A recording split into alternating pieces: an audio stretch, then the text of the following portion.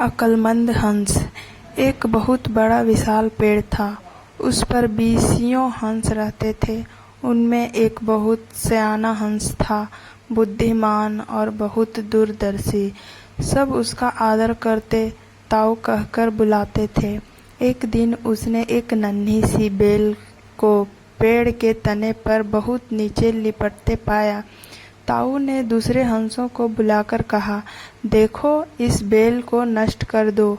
एक दिन यह बेल हम सबको मौत के मुंह में ले जाएगी। एक जुआ हंस हंसते हुए बोला, ताऊ, यह छोटी सी बेल हमें कैसे मौत के मुंह में ले जाएगी?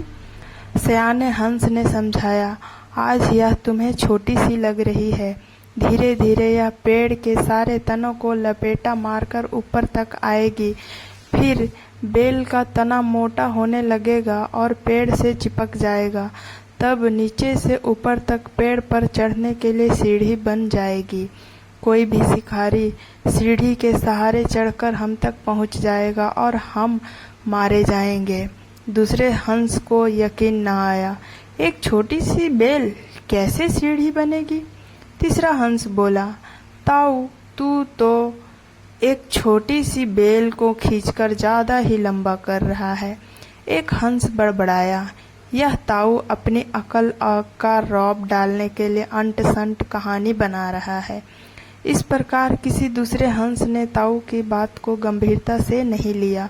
इतनी दूर तक देख पाने की उनमें अकल कहाँ थी। समय बीतता रहा।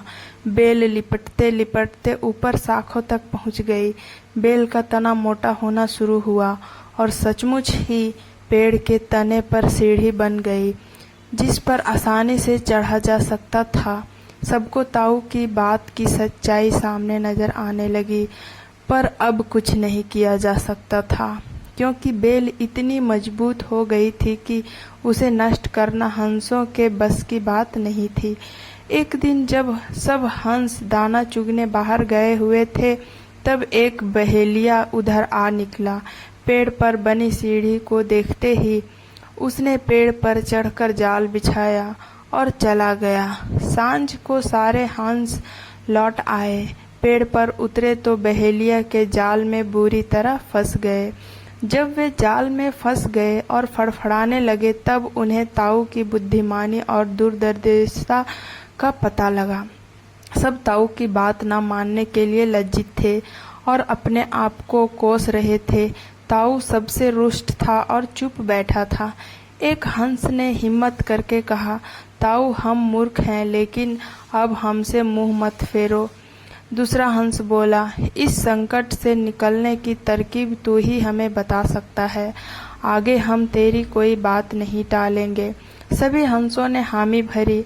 तब ताऊ ने उन्हें बताया, मेरी बात ध्यान से सुनो। सुबह जब बहेलिया आएगा, तब मुर्दा होने का नाटक करना। बहेलिया तुम्हें मुर्दा समझकर जाल से निकालकर जमीन पर रखता जाएगा। वहां भी मरे सामान पड़े रहना। जैसे ही वह अंतिम हंस को नीचे रखेगा, मैं सीटी बजाऊंगा। मेरी सीटी सुनते ही सब उड़ जाना। सुबह बहेलिया आया। हंसों ने वैसा ही किया जैसा ताऊ ने समझाया था। सचमुच बहेलिया हंसों को मुर्दा समझकर जमीन पर पटकता गया। सीटी की आवाज के साथ ही सारे हंस उड़ गए। बहेलिया अवाक होकर देखता रह गया। शिक्षा: बुद्धिमानों की सलाह गंभीरता से लेनी